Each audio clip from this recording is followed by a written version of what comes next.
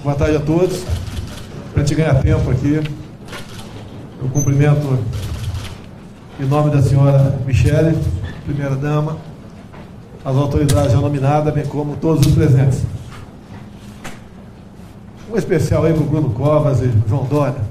A presença de vocês aqui bem demonstra a preocupação, o interesse e o que pode representar ciência e tecnologia em nosso país. País que não tem ciência e tecnologia está condenado a ser escravo de quem as tem. Nós, se Deus quiser, estamos conseguindo pontos de inflexão para essa questão. Marcos Pontes, sem comentário, meu grande colega aí da Força Aérea, sou do Exército, prezado general Heleno, meu colega de turma do Escola Preparatória de Cadeiras do Exército, Ramos. Um breve histórico.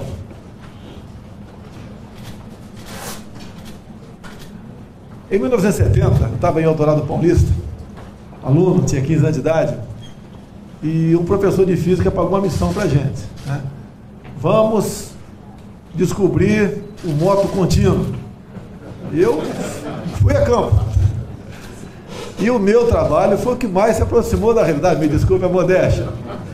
Era na base do monjolo, onde era alimentado, né, retroalimentado por água. Lógico que não funcionou, mas eu fiquei muito feliz com o elogio.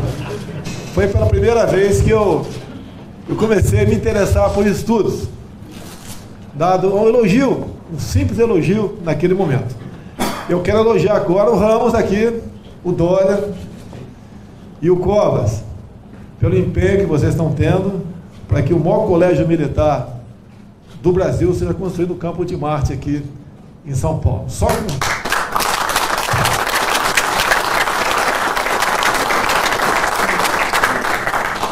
com o esforço de todos, nós podemos realmente alcançar os nossos objetivos. Bem, na preparatória de cadê 73, o Ramos, meu colega lá, e no final daquele ano, com um jatinho científico, eu não sabia, né? Eu tinha prestado concurso para a escola errada, eu prestei 2 concursos no final do ano, né? Para o ITA e para a Academia Militar das Agulhas Negras. No ITA, não fui bem em física. Se eu tivesse um pouquinho mais de tempo, o prezado Marcos Pontes, mais um ano, né, com toda certeza eu teria muita chance de ser aprovado. Mas não me frustrei não, segui a minha carreira na MAN e depois exerci as atividades que me satisfaziam e engrandeciam a nossa parte. Bem, para ser breve, antes mesmo da campanha, obviamente, né, ou da pré-campanha, desculpe aqui os políticos mais antigos um pouquinho, quando vocês acordaram, eu já estava lá na frente. Comecei a rodar o Brasil sozinho em 2015.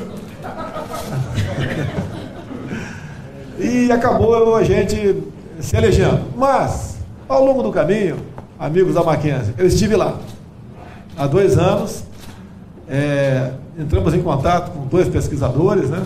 E na moita, fomos lá para a Mackenzie, porque naquela época eu já havia alguma reação tocante à minha pessoa. Fui muito bem recebido, fui lá no centro de pesquisa dos senhores, vi pesquisadores de outros países, poucos nossos, e falaram também de uma certa dificuldade que tinham em recurso, que é natural.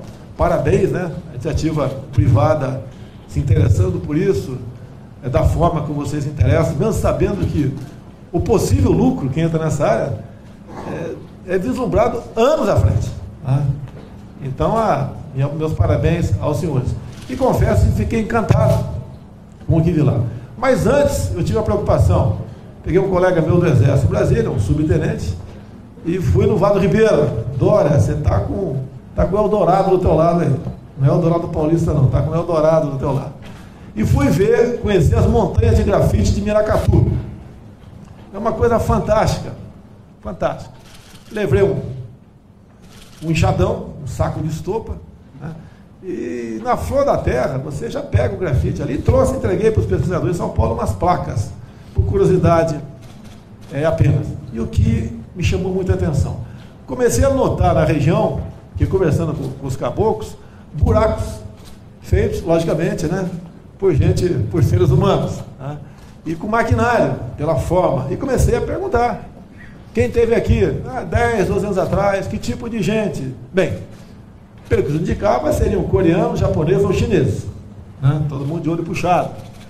Então a gente vê o interesse de outros povos para conosco. A questão do grafeno foi descoberta em 2004, sim. Eu tomei conhecimento lá para 2012, mais ou menos. Eu acho que muita gente também foi nessa época, tomou conhecimento. E notou a maravilha que é isso aí. Quando se falou aqui em janela de oportunidade, isso não é janela não. Isso é uma porta enorme de oportunidade. Nós não podemos ficar afastados disso. Na minha campanha, quantas vezes eu falei em grafeno e grafite? E por maldade, má fé, aquela questão politiqueira, quantas vezes eu fui criticado por falar disso. Até falava, né? Bota o grafite de vice, bota um grafeno de ministro, um nióbio para não sei onde, tá? A gente ouvia aquilo, tudo bem. Quem não tiver couro grosso, não entre na política. É muito grosso mesmo. Muito grosso mesmo. Tem político aí que se chamar de feio, ele fica bravo contigo. Não serve para ser político. No Brasil tem que ser dessa linha, né? O Dória aí, prezado Covas. Bem, então eu falei, né?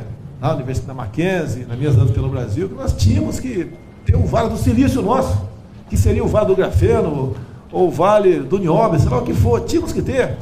E depois fiquei sabendo que existem outros locais que pesquisam o grafeno também. Mas o meu primeiro contato foi aqui. Foi aqui. E pela maneira como me receberam, eu falei com o Marcos Pontes, Marcos, nós temos que fazer uma maneira de o governo entrar colaborando, porque onde entra o governo, o Estado, tem problema. Tá? Nós queremos entrar colaborando para pesquisar o grafeno. Quem sabe o nosso primeiro prêmio Nobel venha daí um dia, né? Quem sabe, tá certo? Eu tenho esperança que sim. E para o encerramento já, porque logicamente, até a maneira que eu estou falando aqui, os senhores entendem o meu amor por essa causa. Há poucos anos, uma menina, né, formada pelo Instituto Militar de Engenharia, conseguiu botar na prancheta uma tela de grafeno. E essa tela dessenaliza a água do mar. As informações que eu tenho podem não ser verdadeiras. Onde está essa jovem, essa menina, formada pelo IME? Estaria na Inglaterra, por falta de campo no Brasil. E nós devemos fazer de tudo para que esses cérebros fiquem aqui e tenham meios para desenvolver as suas pesquisas, que comece a retirar da prancheta esses inventos e essas descobertas para o bem do nosso povo e para o bem do mundo. Essa é a intenção, então, de eu estar aqui. O nosso querido ministro da Ciência e Tecnologia montou um ministério de gabarito, por quê? Ele indicou 100% do seu ministério, assim fiz com todos os ministros.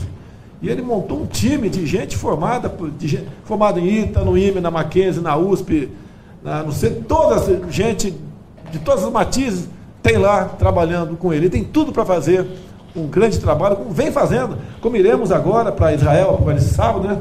Ele teve um tempo atrás lá, estou levando uma equipe grande minha, quem podia botar no avião, estou levando, ou são meus próprios, estamos indo lá ver a questão da piscicultura no deserto, a irrigação também, naquele solo árido, terrível, né? Mas lá a precipitação pluviométrica é menor do que o nosso semiárido nordestino, então tem que dar certo por lá de cá. Já acertado com o governo de Israel, pretendemos, como ocorreu nos anos 70, onde nós mandávamos a garotada estudar agronomia em outros países, agora pretendemos mandar a garotada para lá também estudar em Israel essas novas técnicas e tecnologias para o nosso bem, para que nós possamos implementar essas outras áreas de pesquisa e desenvolvimento no Brasil. Então, o Marcos Pontes é uma pessoa, até confesso, quando eu comecei a namorar o Marcos Pontes pelo Ministério, vieram críticas em cima dele. Críticas que não acabaram mais, né? É o astronauta, né? Ele sofreu crítica também, aqui no Brasil. Eu conversei com ele lá atrás, ele ficou chateado com as críticas infundadas. É um motivo de orgulho para nós. Eu peço a salva de palmas ao Marcos Pontes.